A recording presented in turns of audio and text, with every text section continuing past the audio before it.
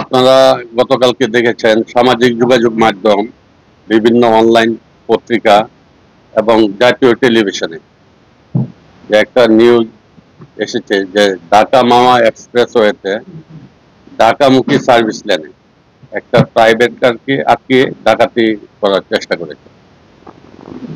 Private কারের চালকের দক্ষতায় ওই ডাকাতিটা সংঘটিত হতে পারে নাই।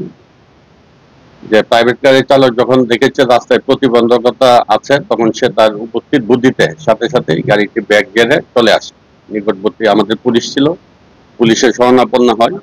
সাথে সাথে পুলিশ সহ এই প্রাইভেট কারের ড্রাইভার এবং যাত্রীরা ঘটনাস্থলে যায়, গিয়ে ডাকাত দলকে পায়নি। পরবর্তীতে আমরা এই ভিডিও দেখে এবং খবর পেয়ে আমাদের বিশ্বস্ত সোর্স এবং বিভিন্ন তথ্য প্রযুক্তির মাধ্যমে এই ডাকাত দলকে শনাক্ত করার চেষ্টা করি এবং শনাক্ত করতে পারি। পরবর্তীতে গত রাত্রে আমরা অভিযান চালিয়ে কেরানীগঞ্জ মডেল থানা এবং দক্ষিণ কেরানীগঞ্জ থানা থেকে গত রাত্রে আমরা যে 6 জন ছিল তার মধ্যে 5 জনকে গ্রেফতার করতে সক্ষম। যে 5 জনকে আমরা গ্রেফতার করেছি তারা আমাদের কাছে স্বীকার করেছে তারা ঘটনাস্থলে উপস্থিত ছিল এবং ডাকাতি করার চেষ্টা করেছে। এবং তারা ওই দিন যে পোশাকে ছিল, এই 5 জনের মধ্যে এই 2 জন সেই পোশাকে আছে, বাকি 2 জন উপরে গেঞ্জি আছে, নিচের প্যান্টটা নেই। আর বাকি একজন যে সিএনজি কামাল, তার লুঙ্গি ওইটাই ছিল কিন্তু উপরে গেঞ্জিটা চেঞ্জ করা হয়েছে।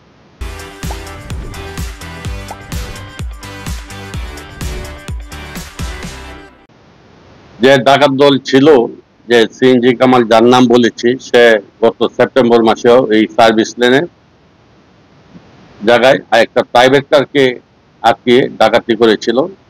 প্রত্যেক ক্ষেত্রে আমরা ডাকাতি মামলা রুজু করেছিলাম, তাকে গ্রেফতার করেছি এবং তার কাছ থেকে আমরা ওই প্রাইভেট কারের যে আরোহী ছিল তার লাইসেন্সকৃত পিস্তল নিয়ে গিয়েছিল, গুলি সহ স্বর্ণালংকার টাকা উদ্ধার করি।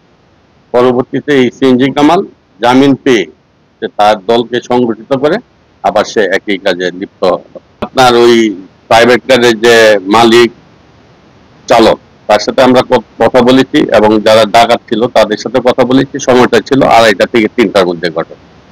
আপনারা সকাল 10টা যেটা দেখেছেন ওটা আপনার টাইমিং এর ভুল হতে পারে। ওই ওয়েব চ্যানেল আইনগত ব্যবস্থা প্রক্রিয়া দিন, আইনগত ব্যবস্থা প্রক্রিয়া দিন। এটা যেই বাদী হয় আপনাদেরকে পরবর্তীতে আমরা জানাবো। আমরা অভিযান পরিচালনা করেছি, আসামি নিয়ে এসেছি, আপনাদেরকে জানানোর চেষ্টা করছি এবং পরবর্তীতে আমরা আইনগত ব্যবস্থা নিই।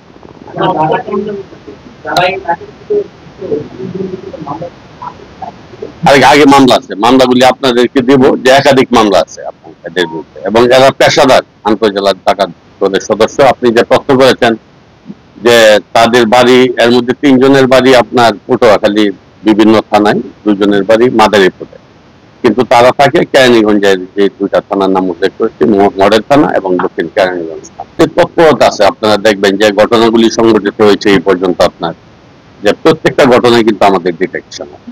এর আগে আপনার পাম অয়েল নিয়েছে, এটা দেখছেন আমাদের শ্রীনগর সাইকেল অফিসার আপনার গতকালকে প্রেস ব্রিফিং করেছে যে কাজে আপনার পাম অয়েল ডাকাতিতে যে গাড়ি ব্যবহার করেছিল, যারা ডাকাতির সাথে সংগঠন করেছে তাদেরকে গ্রেফতার করেছে এবং যে জায়গায় বিক্রি করেছে তাদেরকেও কিন্তু আইনের আওতায়। যে কোনো কিছু কিন্তু আপনার এই এক্সপ্রেসওয়েতে যে অপরাধগুলি সংগঠন হয়েছে প্রত্যেকটা ঘটনা আমরা ডিটেক্ট করেছি এবং তাদেরকে আইনের আওতায়। কোনো মামলা আপনার ডিটেকশনের বাইরে নাই আমাদের জেলায়। টহল আছে, ওরা আপনার টহল পার্টিকে ওরাও আপনার ফলো করে। যেহেতু সার্ভিস লেন আপনার এক জায়গা থেকে আরেক জায়গায় 2টা সার্ভিস লেনে ইউটার্ন করে আসতে অনেক সময় লাগে, ওই টাইমটা ওরা ফলো করে। এটা যেন আপনার খুব কম সময়ের মধ্যে নিয়ে আসা যায়, এটা আমরা ব্যবস্থা নিই। পরবর্তীতে যে তারা পুলিশের তাদের সাথে কথা বলেছে আসামিদের সাথে, ওরা পুলিশের মুভমেন্ট, ওরা 6টায় এসেছে ঘটনাস্থলে আর রাস্তায় নেমেছে 2:30টায়। এই পর্যন্ত কিন্তু লোকজনের গতিবিধি, পুলিশের গতিবিধি সবকিছু কিন্তু তারা ফলো করে।